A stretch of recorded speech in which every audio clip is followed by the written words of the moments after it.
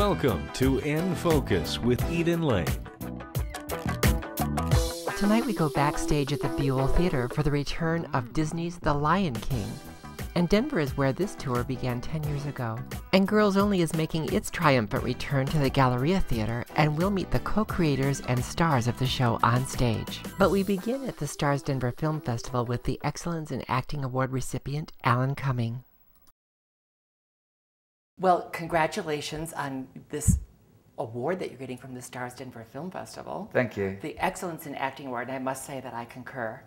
Thanks very much. So I've been a fan of a lot of your work. It's stage and film and television, and you're a writer, a producer, a director. So is there a common thread or a common idea that sparks you when you choose a project, regardless of what format it's in?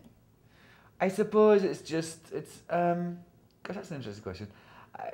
I just kind of relate to things on a very gut level, very instinctive level. I just, if they, you know, really my criteria of things that I like or that I value and what I think is if they make you gasp. And if I make you gasp with, you know, emotion or gasp with fear or gasp with just, oh, I didn't expect that. But gasping is really, I suppose gasping would be my criteria. So you're reading the script, if you gasp, that's yeah. the first level. Yeah. Then how do you decide if you want to play it or if you want to produce or direct or? Well, really, I would produce something if I really, you know, I thought it was really great and it needed some help. I could get access. I mean, that's really, I mean, unless there's something I write myself and then I'm going to produce it. But mostly when I produce things, it's things I really admire and just want to give them a helping hand. And like, you know, people I know or just access that I have will help it get seen and maybe get some money. So that it's like that. And then for directing, I direct less than, you know, it's more just if I really feel, it's all about, I'm very just feeling it, you know, and I think that's... What are the kinds of things that touch your gut that way? What are the kinds of things besides gasping? I mean, what specifically makes you gasp? I think I quite like messing with people's heads. I think it's... I would have never guessed that. I think being provocative is quite an important role in society. You know, I think it's good to shake it up a bit for people and to challenge them. And I like doing that both as an actor, as an artist and as a person.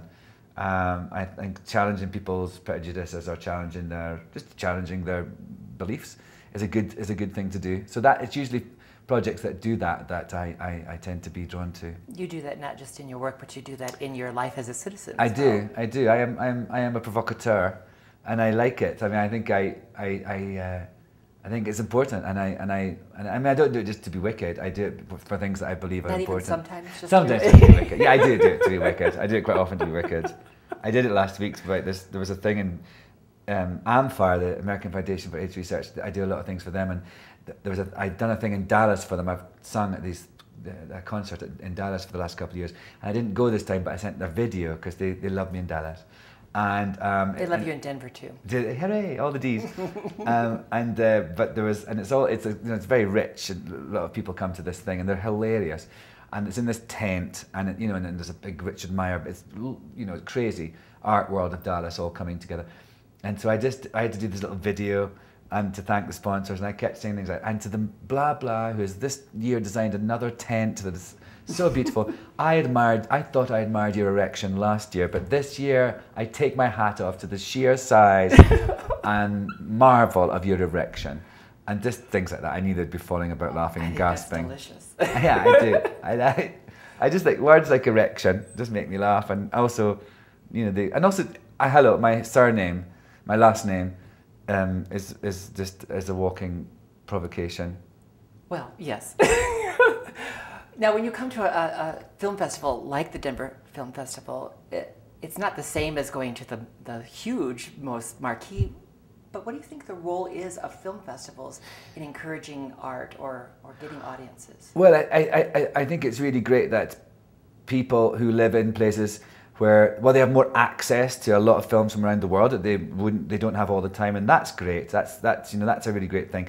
And then also the filmmakers have more of an audience, and they and it's a great way as well. Film festivals, when they are smaller, I think are actually good because filmmakers meet and talk, and it's not just about a commerce. It's not just about a market. It's not just selling the movie. Yeah. It's making connections. Yeah, because the big one, like when you go to Cannes, or you go to Toronto, even Sundance. Actually, not just even Sundance. They're just these machines. You go with a film. You're doing press all the time. You're just blah blah blah. It's just events, press, photos. I've been to Sundance many times. I don't think I've ever seen a film other than my own at that festival. And in Cannes, maybe because they keep you. Because you're just so busy. Yeah, you've got no time, and because there's lots, it's all lots of things to do, and you're promoting your own film. But actually, it's in smaller festivals. You do get a chance to talk to people. You meet people. You discuss films. You just meet other filmmakers. I think that's really why film festivals should happen, and those big ones try and make that happen. But it's obviously when commerce becomes involved, it's a necessary component, but yeah, but I think it overwhelms it, and I think both that and taking films to people that wouldn't otherwise see them and opening up their minds to different ideas. That's great too. You do that on television also in your most recent work on The Good Wife, which I adore. Do you? Not only do I adore the show, but I adore Eli Gold. I do. Your work is really scintillating for me. Oh, thanks very much. I was so delighted when it's not just a recurring character, but... Yeah, he's there now. He's in with the bricks. Yeah, right? And recently, your scenes, your work with Parker Posey, where we got to know even more. I know. I want to see you get your own show for that character. Some people have said that, but I was like, I think part of the whole thing with Eli is that when things happen in other parts of the story, everyone's like, oh my gosh, what's so-and-so going to think about what Eli's done, or what's Eli going to think about what they've done? And so I think it's nice that they think that, but I don't think it would work as well. I think it depends on... Not even if you did cross-episode things? Maybe it would. Maybe I'm doing myself out of another show. A full-time gig. I quite like... This is really it is a full-time gig, yeah. But I quite like I don't work all the time, and I get to go and do my own... come here, get to go and have a life. I do other little projects. It's actually great for me, and it shoots in New York, and that's where I live. So I'm quite happy with the way it is. And I love guests like Parker Posey coming in, and Amy Sedaris is coming into it. She plays Eli's nemesis. She's hilarious. She's from the there's a whole cheese storyline. Now she's from the fruit association, and so we've had some experience with those sort of crises with fruit here in Colorado recently. Oh really? What happened? With the melons. Oh, the melon thing. That's right. The cantaloupes. Yes, I heard about that. Yeah. I also know that you're producing or working on a documentary about your own grandfather. Yeah.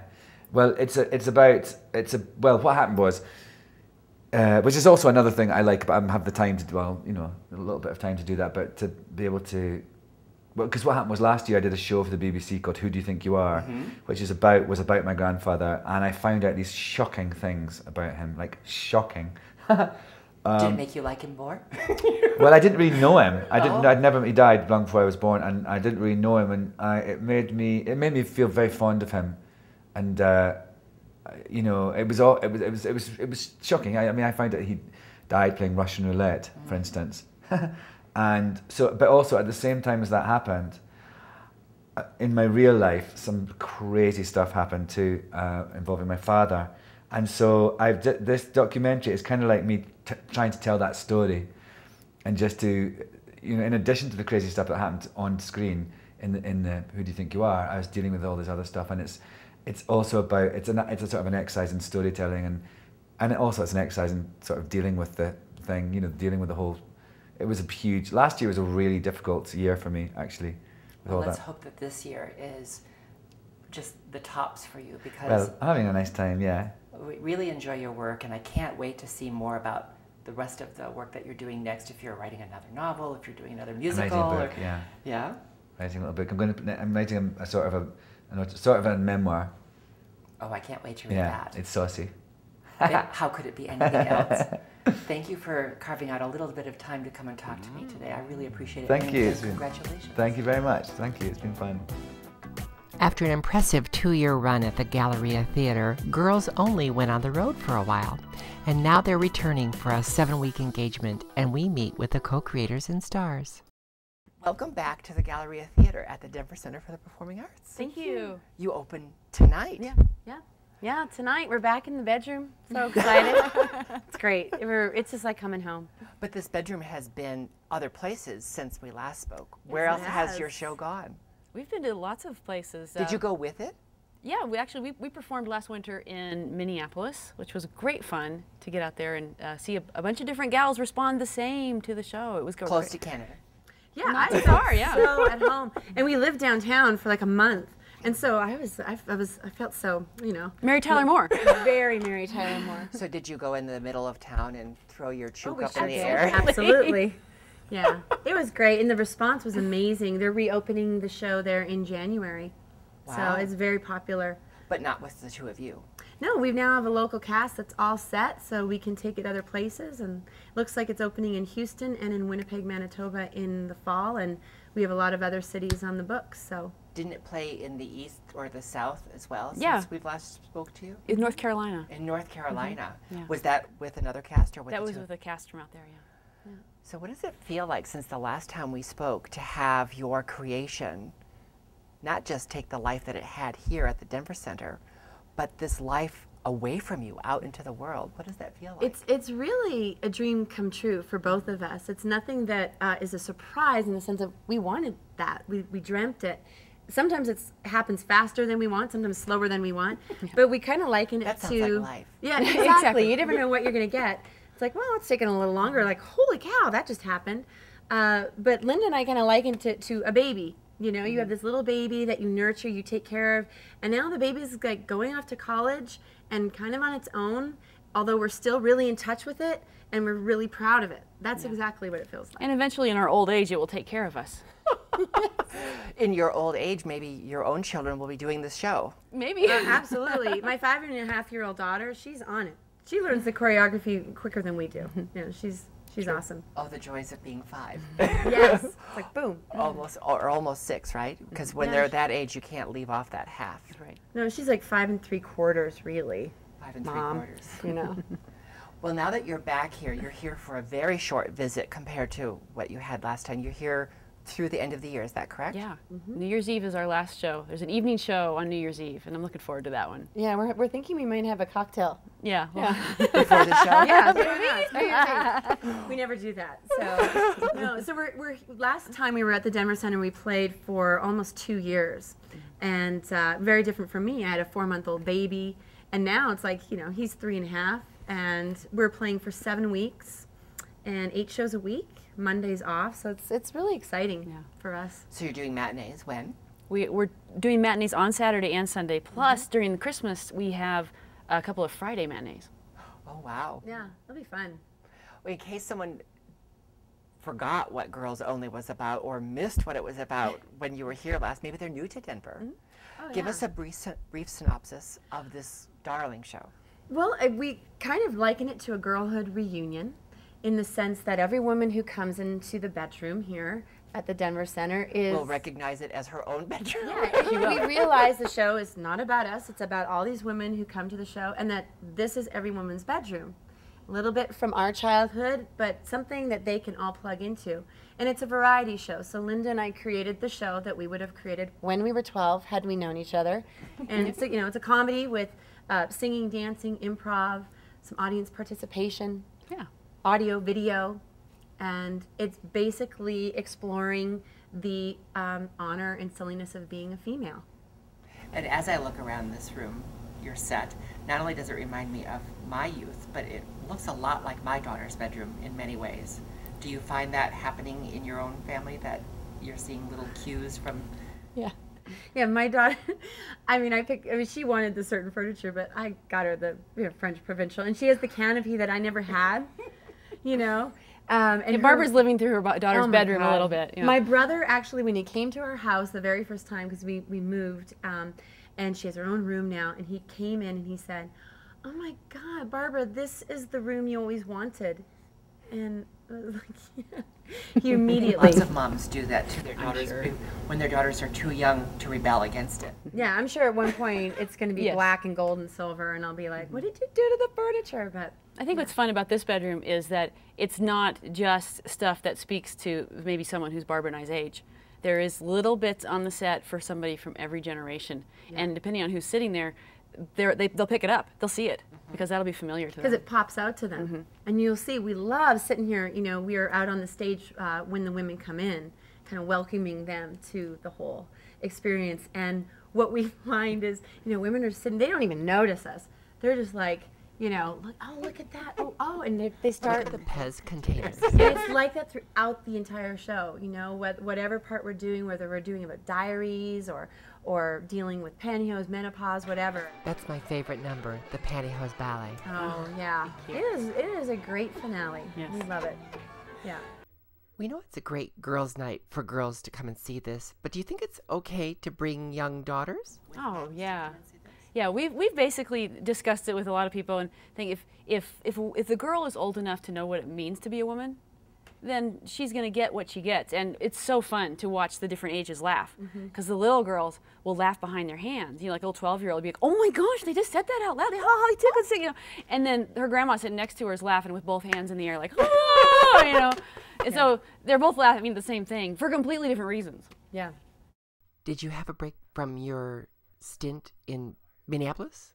Yeah, the last time we performed actually was in May. And That's a good long break. yeah. Yeah, we haven't been up on, What have you been doing in between? Well, it was amazing how this great creative, performance-related job kind of turned into a bit of a desk job. When you want to be, we act as producers basically for our show. That's a lot of phone calls, con calls, emails.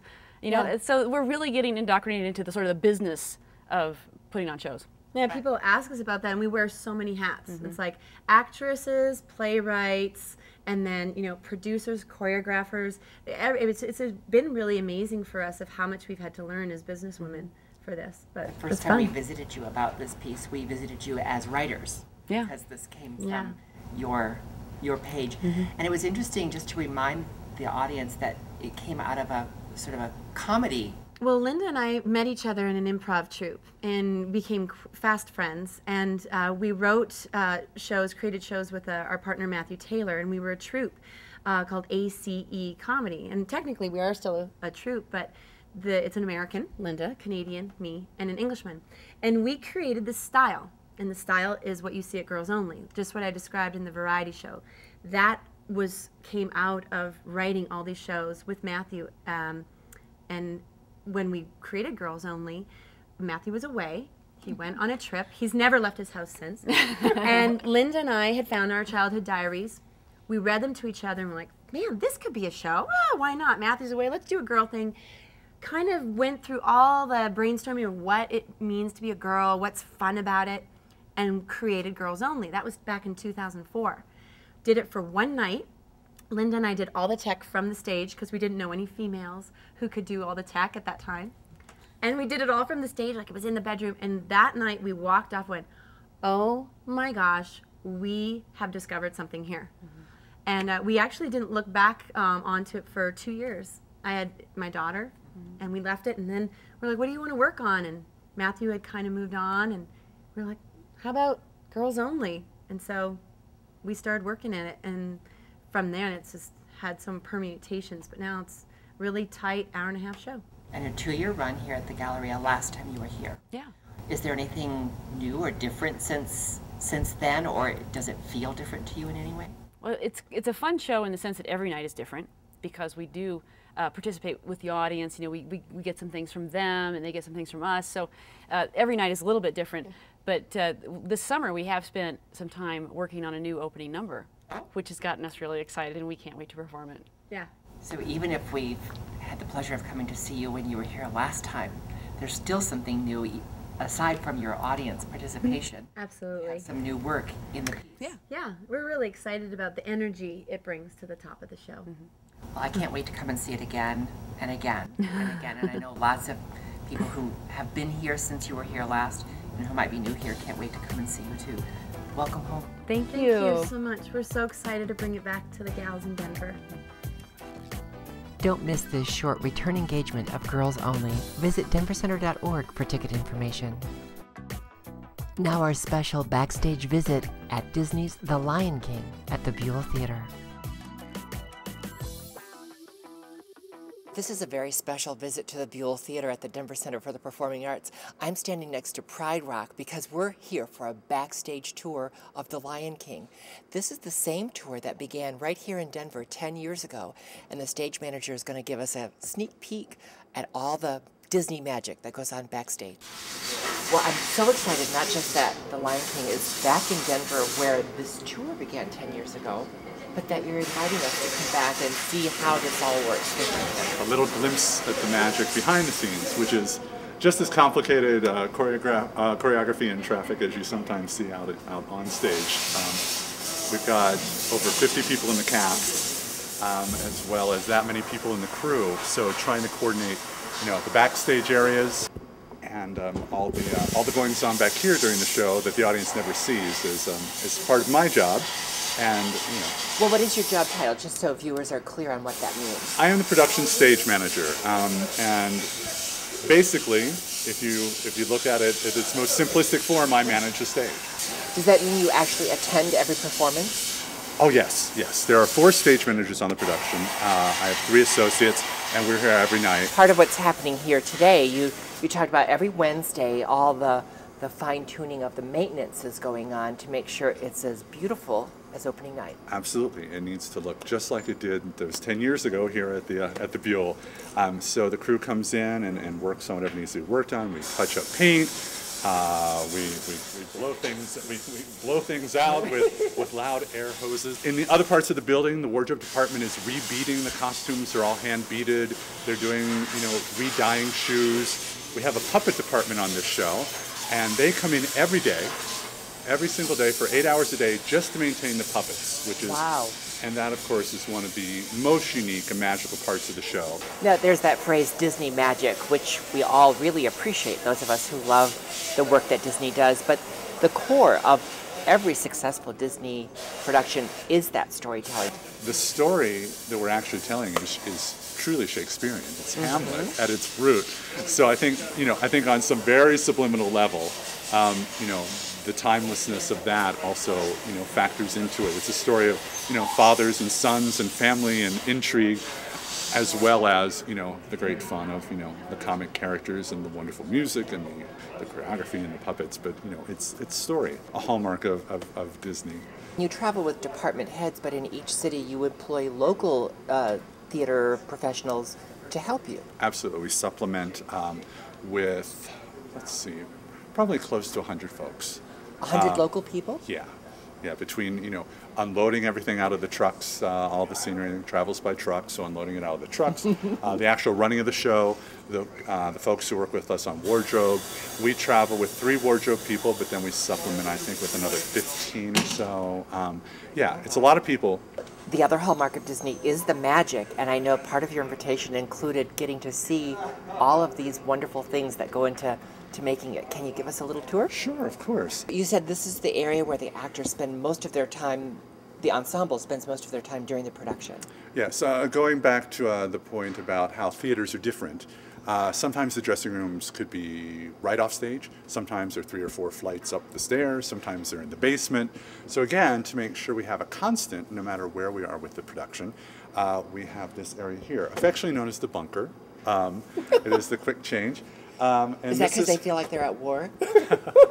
No, it goes back to the, the history of the show. When a show's been around for 14 years, it has its own language and its own special way of communicating. So, anyway, it goes back to the New Amsterdam Theater in 1997 when the room was cement. Anyway, we digress. So this is where the ensemble come down at places from their dressing rooms, and this is their home. So you can see 3 performers. Right now we're in the ladies section. These 3 ladies share this bench. This is called a gondola. It rolls. It's full of costumes. At the end of the engagement, it has a cover on it, just flaps down, gets Velcroed on, rolls right into the truck. Oh, wow. Everything's built to move. You can imagine it gets crowded back here. Picture 3 ladies sitting here, as well as their dresser, their wardrobe person standing here who's going to help them, and multiply that by how many benches you see down the aisle. Oh. It gets very busy back here. Every once in a while, then we have if we don't have a crossover, oftentimes an actor will exit stage left and re-enter stage right, so they have to quickly run around.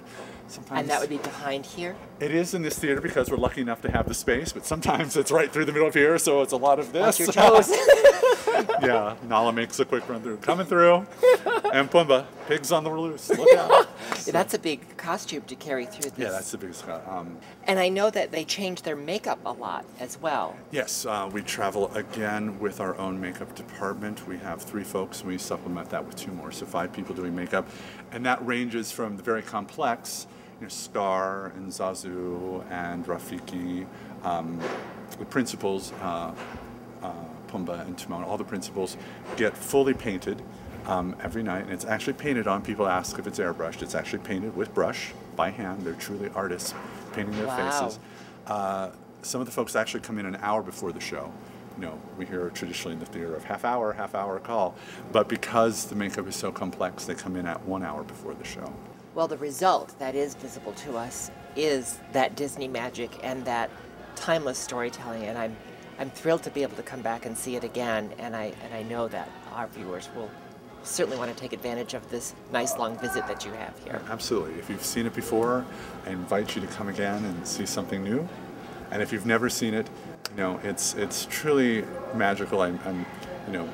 The opening 5 minutes you don't want to miss. So please, get here early, give yourself enough time, because I always say the oohs and ahs that you hear are not just the kids. Disney's The Lion King is only at the Buell Theater through December 4th. Visit denvercenter.org for ticket information. That's all for this edition. Remember to join us on Facebook and Twitter. With all that Colorado has to offer, we're here to help you keep it in focus. Thanks for watching. Good night.